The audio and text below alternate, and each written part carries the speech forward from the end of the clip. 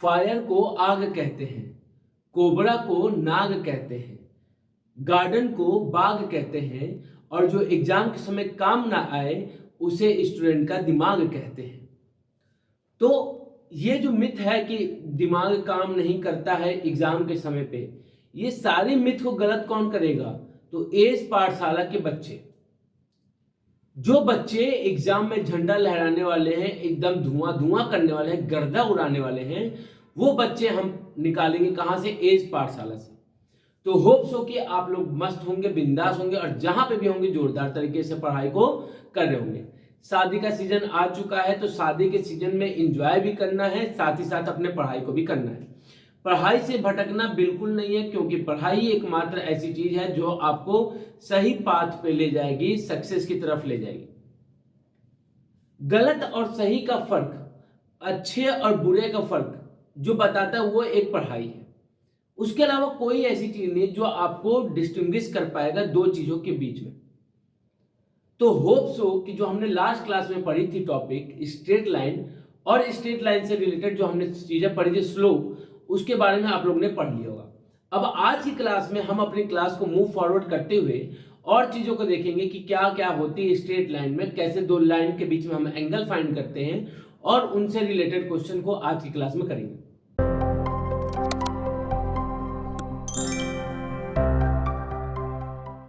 तो चलिए, आज का जो सबसे पहला टॉपिक होने वाला है वो होने वाला है एंगल बिटवीन टू लाइंस।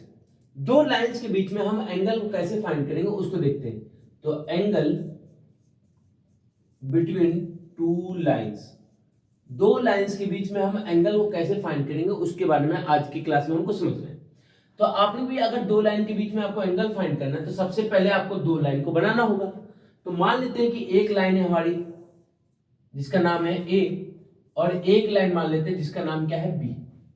मान लेते हैं कि जो लाइन ए है उसका स्लोप है m1 और जो लाइन बी है उसका स्लोप है m2।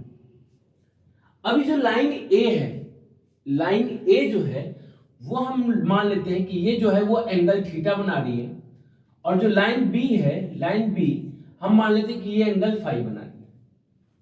लाइन बी जो है एंगल फाई बनाती है और लाइन ए जो है वो थीटा बनाती है, किससे? Positive direction of x axis से। अब अगर आप देखें तो आपने कहा कि भैया ये जो लाइन इंटरसेक्ट कर रही है, इन लाइन को इंटरसेक्ट करने में दो एंगल्स बन रहे हैं। कौन कौन से? तो आपने कहा ये एक एंगल ये है और दूसरा एंगल ये है। तो एक एंगल ये अल्फा और एक एंगल आपने कहा ये बीटा है। अब आपने कहा ये जो अल्फा प्लस बीटा है, अल्फा प्लस बीटा, ये तो एक स्ट्रेट लाइन पे बन रहा है। दैट मींस कि इनका सम क्या होगा? 180 डिग्री। दैट मींस कि both the angles are supplementary angles. क्या होंगे? दोनों के दोनों सप्लीमेंट्री एंगल्स होंगे। दैट मींस क्या पता चला कि मान लीजिए कि हमारा अल्फा अगर एक्यूट होगा तो बीटा ऑब्ट्यूज हो जाएगा, और वाइस वर्सा कि अगर बीटा एक्यूट है तो दूसरा क्या हो जाएगा? ऑब्ट्यूज हो जाएगा।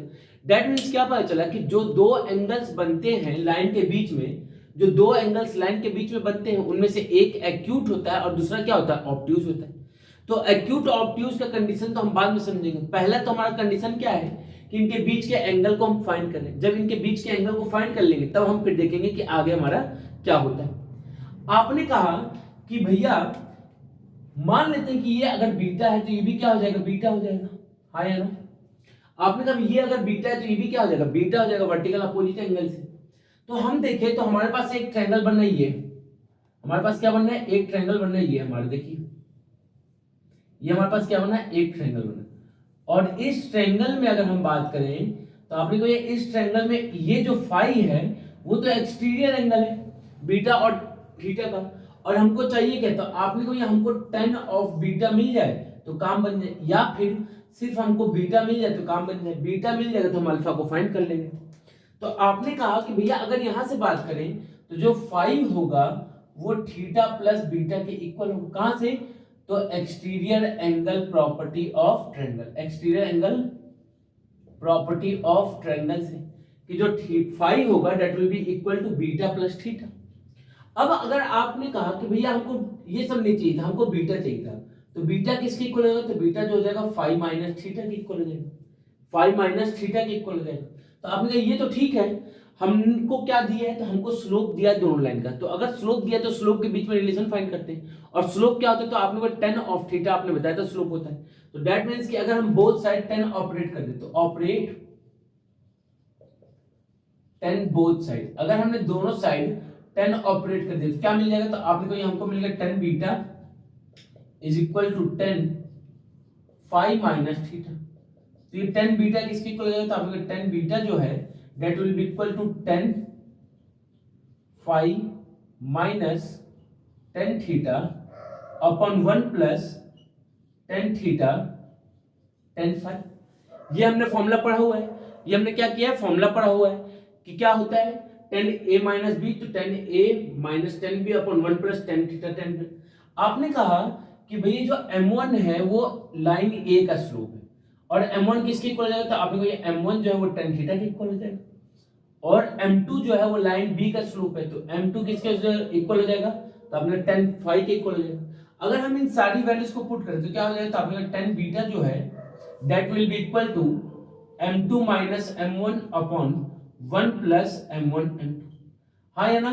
तो आपने ये हमारी 10 बीटा की वैल्यू आ गई क्या, कि 10 बीटा जो होगा that will be equal to m2 minus m1 upon 1 plus m1 m2।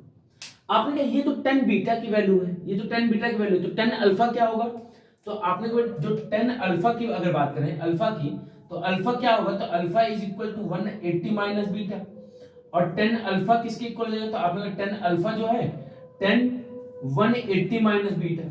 आपने कभी 180 माइनस थीटा हमने पढ़ा था, आपने ट्रिग्नोमेट्री में पढ़ा था कि that will lie in the second quadrant और सेकंड क्वाड्रेंट में 10 क्या होता है नेगेटिव, तो that will be equal to minus 10 beta. Minus 10 beta की वैल्यू कितनी है, तो आपने को ये m2 minus m1 upon 1 plus m1 m2 1 plus m1 m2। अब आपने कहा कि भैया यहाँ पे जो वैल्यूज है वो क्या हो सकती है, चेंज हो सकती है, पॉजिटिव भी आ सकती है नेगेटिव भी आ सकता है। अगर बीटा लिए तो पॉजिटिव आ रही है, अल्फा लिए तो नेगेटिव आ रही है। तो याद रखिएगा जब वैल्यू पॉजिटिव आएगी, जब वैल्यू पॉजिटिव आएगी तो हमारा अगर वैल्यू पॉजिटिव आ रही है तो वो जो एंगल है बीटा वो हमारा एक्यूट एंगल हो जाएगा और अगर वैल्यू नेगेटिव आ रही है तो जो एंगल अल्फा है वो हमारा ऑब्ट्यूज एंगल हो जाएगा। क्या हो जाएगा, ऑब्ट्यूज एंगल। तो यहां से अगर कुछ भी फाइंड करने के लिए बोला तो हम फाइंड कर सकते हैं। जनरली जो क्वेश्चन आता है वो हमेशा हमारा किस पे आता है, एक्यूट एंगल पे ही आता है। किस पे आता है, एक्यूट एंगल पे। अब बात को समझिए, ये अगर पॉजिटिव है तो 10 बीटा भी क्या होगा, पॉजिटिव होगा। तो ये पॉजिटिव तो 10 बीटा भी पॉजिटिव, दैट मींस बीटा हमारा एक्यूट एंगल को देगा। अब मान लीजिए ये वाला पार्ट नेगेटिव है, तो ये अगर पार्ट नेगेटिव होगा तो 10 अल्फा पॉजिटिव हो जाएगा क्योंकि माइनस माइनस पॉजिटिव। तो इस केस में अल्फा जो हो जाएगा ऑब्ट्यूज, मतलब इस पार्ट पर डिपेंड करेगा। ये पार्ट अगर पॉजिटिव है तो एंगल एक्यूट है, अगर ये पार्ट नेगेटिव है तो एंगल ऑब्ट्यूज है। चलिए तो देखते हैं इस क्वेश्चन को। क्वेश्चन में क्या कह रहे हैं कि if the angle between two lines is pi by 4, मतलब जो दोनों के बीच का एंगल था वो हमको पहले से गिवन है कि उनके बीच में एंगल क्या बनना है, पाई बाय 4। और पाई बाय 4 का मतलब क्या होगा, तो आपने भैया एक्यूट एंगल हो जाएगा, ठीक है। And slope of one of the line is 1/2, तो एक लाइन का स्लोप दिया है, दूसरी लाइन का स्लोप आपको क्या करना है, फाइंड करना है। तो आपने को चलिए देखते हैं सॉल्यूशन। हमने पढ़ा है कि जो tan ऑफ थीटा होता है that will be equal to m2 minus m1 upon 1 plus m1 m2, और इसका क्या ले लेते हैं, मॉड ले लेते हैं। मॉड ले या ना ले, क्योंकि ये नेगेटिव और पॉजिटिव दोनों वैल्यू देते हैं, तो दोनों वैल्यू देता है इसलिए हम लोग मॉड लगा लेते हैं। आपने कभी जो थीटा है वो पाई बाय 4 दिया हुआ है और जो m1 है या मान लेते हैं m2 जो है वो 1/2 है और m की वैल्यू आपको क्या करनी है, फाइंड करनी है। m1 की वैल्यू क्या करनी है, फाइंड करनी है। तो m1 को हमने मान लिया कि ये m है, जिसकी वैल्यू हमको क्या करनी है, फाइंड करनी है। तो क्या करेंगे, अब इन सारी वैल्यूज को इक्वेशन में पुट करेंगे। तो इक्वेशन में पुट किया तो क्या मिलेगा, तो आपने कहा 10 pi by 4 is equal to half minus m upon 1 plus half into m। आपने 10 पाई बाय 4 की वैल्यू क्या होती है, तो 1 होती है। 1/2 मतलब ये 2 से मल्टीप्लाई तो 1 माइनस 2m होल बाय 2, और ये 2 से ये मल्टीप्लाई तो 2 प्लस m होल बाय 2। 2 से 2 कैंसिल आउट हो गया। उसके बाद आप क्या कहेंगे, तो भैया इसके बाद हमको क्या करना है तो इसके बाद हम कर लेंगे क्रॉस मल्टीप्लिकेशन, ये इससे मल्टीप्लाई हो जाएगा तो क्या मिल जाएगा, तो आपने को मिल गया हमको 2 plus m is equal to 1 minus 2m। 2m को इधर लेके गए, इसको इधर लेके गए तो क्या मिल गया, m minus 2m plus 2m is equal to 1 minus 2, हाँ है ना, ये हमको मिल गया। और याद रखिएगा जब भी आप मॉड ओपन करेंगे तो प्लस माइनस क्या आएगा, दोनों आएगा। यहाँ पे मॉड भी था हमारे पास, तो मॉड हमने कहाँ ओपन किया भाई, यहाँ पे ओपन किया, यहाँ पे जब हमने ओपन किया तो हमारे पास क्या आएगा, तो एक बार माइनस आ जाएगा और एक बार क्या आ जाएगा, प्लस आ जाएगा। इस बात पे एकदम ध्यान देना है। तो आपने को ये जो मॉड ओपन करेंगे तो 2m/2 प्लस m जो है यहाँ पे 1 लिखा है, तो एक बार 1 प्लस कर लेंगे और एक बार आपने कहा कि भैया m1 जो है वो माइनस कर लेंगे। क्यों? क्योंकि मॉड अपना क्या करेगा, छवि देगा इसको। तो आपने कहा ये क्या हो जाएगा, तो 1 - 2m is equal to 2 plus m। Minus का 2m इधर गया, 2 इधर आ गया, तो क्या मिल गया, तो 3m इज इक्वल टू 1 - 2, तो 3m हो गया -1। तो m की वैल्यू क्या हो गई, तो -1/3। तो आपने कहा ये जो m है मतलब m1 जो है उसकी क्या आ गई, स्लोप -1/3। अब बात करते हैं इससे, तो आपने यहां से क्या हो जाएगा, तो 1 - 2m is equal to -2 -m। -2m को इधर लेके गए, -2 को इधर लेके गए, तो 1 + 2 is equal to -m + 2m। तो m की वैल्यू क्या आ गई, 3। तो आपने को ये एक m आ रहा है 3 और एक m आ रहा है -3, तो दोनों में से कोई भी एक हो सकता है। क्यों ऐसा आ रहा है भैया, एक में नेगेटिव और एक में पॉजिटिव, तो एक एक्यूट एंगल को दिखा रहा है और दूसरा किसको दिखा रहा है, ऑब्ट्यूज एंगल को दिखा रहा है। किसको दिखा रहा है, एक एक्यूट को, दूसरा ऑब्ट्यूज को। जैसे ही हमने अब एंगल्स को पढ़ लिया तो अब हम कुछ क्राइटेरिया को पढ़ते हैं, कुछ स्पेशल केस को पढ़ते हैं कि दो लाइंस के बीच में कैसे एंगल्स बन सकते हैं, तो उनका स्पेशल केस क्या होगा। हमने पढ़ा कि जो tan ऑफ थीटा होता है that will be equal to m2 - m1 upon 1 + m1 m2।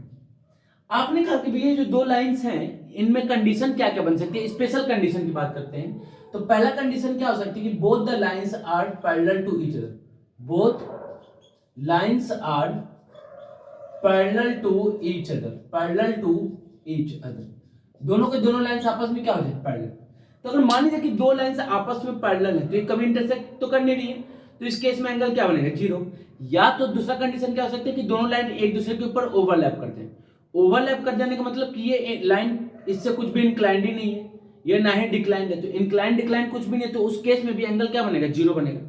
That means कि जब भी लाइंस पैरेलल होगी या ओवरलैप करेगी तो उस केस में एंगल कितना बनेगा, तो 0 डिग्री बनेगा। कितना बनेगा, 0। तो आपने कभी tan 0 डिग्री की वैल्यू कितनी होती है, तो that will be equal to 0। That means कि m2 - m1 upon 1 + m1 m2 किसके इक्वल हो जाएगा, 0 के इक्वल। तो इस केस में आपने को ये m2 - m1 किसके इक्वल हो जाएगा, 0, क्योंकि ये इससे मल्टीप्लाई होगा तो 0 हो जाएगा। तो यहां से हमको क्या मिला कि जो m2 होगा that will be equal to m1। That means कि when the lines are parallel to each other, their slope will be equal to each other। तो उनके स्लोप क्या हो जाएंगे, आपस में इक्वल हो जाएंगे। उनके स्लोप भी आपस में क्या हो जाएंगे, इक्वल हो जाएंगे। ये बात हमको समझ में आई कब, जब लाइंस आपस में पैरेलल होंगे। सेकंड कंडीशन क्या होती है, तो आपने कोई both lines are perpendicular to each other, both lines are perpendicular to each other, दोनों लाइंस आपस में क्या होंगे, परपेंडिकुलर होंगे। तो अगर परपेंडिकुलर है तो इनके बीच में एंगल कितना बनेगा, तो आपने कोई 90 डिग्री बनेगा। अगर हम tan 90 की बात करें, tan 90 डिग्री की, तो tan 90 डिग्री कितना होता है, 1/0 होता है। tan 90 क्या होता है, undefined, that is 1/0। sin 91 cos 90 0, तो 1/0 हो गया। तो आपने ये जो 1/0 है होगा किसके इक्वल, तो m2 - m1 upon 1 + m1 m2। अब अगर हम क्रॉस मल्टीप्लाई करें तो ये जो टर्म है ये पूरा टर्म क्या हो जाएगा, 0, और हमको मिलेगा क्या, तो आपने को 1 + m1 m2 is equal to 0। तो यहां से क्या मिल जाएगा, तो आपको ये m1 m2 जो है वो -1 के इक्वल है। दैट मींस कि when the lines are perpendicular to each other, when the lines are perpendicular to each other the product of their slope will be equal to -1, and when the lines are parallel to each other their slope will be equal to each other। ये दो चीजें हमको, दो special condition समझ में आई यहां से। अब इसी कंडीशन को समझते हुए हम कुछ चीज को समझते हैं। पहले बातें रखिए, नोट में लिखिएगा कि when line is parallel to x axis, जब लाइन पैरेलल टू क्या हो जाए, x एक्सिस के, तो आपने कभी जब भी line parallel to x axis होगी और हम एंगल को x एक्सिस के अलोंग मेजर करते हैं तो उस केस में हमारा जो स्लोप है उस लाइन का किसके इक्वल हो जाएगा, 0 के। लाइन के स्लोप किसके इक्वल हो जाएगा, 0 के इक्वल। क्यों, क्योंकि वो x एक्सिस से कितना डिग्री बना रहा है, 0 डिग्री बना रहा है। कितना डिग्री बना रहा है, 0 डिग्री। और हम एंगल हमेशा पॉजिटिव डायरेक्शन x एक्सिस से लेते हैं, तो x से बनाया 0 डिग्री, तो tan 0 कितना हो जाएगा, 0 हो गया। दूसरा कंडीशन क्या होता है कि when line is perpendicular to x axis, तो अगर x एक्सिस के परपेंडिकुलर है या फिर इसी को हम कह सकते हैं कि y एक्सिस के पैरेलल हो, या फिर पैरेलल टू y एक्सिस, कि y एक्सिस के क्या हो, पैरेलल। तो इस केस में जो स्लोप है वो कितना हो जाएगा, तो आपने को ये 1/0 हो जाएगा, दैट इज अनडिफाइंड। क्यों? क्योंकि जब परपेंडिकुलर है तो 90 डिग्री बना, 90 डिग्री पे अभी हमने पढ़ा 1/0 होता है। दैट मींस कि जब भी line parallel to y axis होगा उसका स्लोप 1/0 और x एक्सिस के पैरेलल होगा तो 0 के इक्वल। अब यहीं से एक कंडीशन बनती है, that is condition of collinearity. Condition of collinearity, collinearity के कंडीशन को समझिएगा कि कैसे तीन पॉइंट्स आपस में कोलिनियर होते हैं इन कंडीशन का यूज करके। तो आपने तो एक मान लेते हैं हमारे पास तीन पॉइंट है, एक है ए, एक है बी और तीसरा क्या है सी। तो आपने कहा हमारे पास तीन पॉइंट ए, बी और सी, और ये तीनों पॉइंट्स कोलिनियर कब होंगे, तो कोलिनियर का मतलब सेम लाइन पे लाई करें। अच्छा, अगर ये सेम लाइन पे लाई कर रहे हैं दैट मींस कि जो ए बी वाला पार्ट होगा और जो बी सी वाला पार्ट होगा ये दोनों आपस में पैरेलल होगा, या फिर सिंपली कह सकते हैं कि ये क्या करेगा, ओवरलैप करेगा। दैट मींस कि अगर ये पैरेलल या ओवरलैप कर रहे हैं तो हमने पढ़ा कि पैरेलल और ओवरलैप के कंडीशन में दोनों का स्लोप किसके इक्वल हो जाएगा, तो सेम हो जाएगा। तो अगर तीन पॉइंट आपस में क्या है, कोलिनियर है, तीन पॉइंट आपस में कोलिनियर है तो उनके जो रिस्पेक्टिव दो पार्ट्स के जो स्लोप होंगे आपस में क्या हो जाएंगे, इक्वल होंगे। तो इस कंडीशन का हम यूज करते हैं किसके लिए, कोलिनियरिटी के लिए। तो होप सो कि जितने भी टॉपिक्स आज हमने पढ़ी, जो भी डिस्कस किए वो सारी चीजें आपको समझ में आई होंगी। अब इसके आगे के जो क्वेश्चंस हैं उसको हम लोग करते हैं नेक्स्ट क्लास में। तब तक के लिए जय हिंद, जय भारत।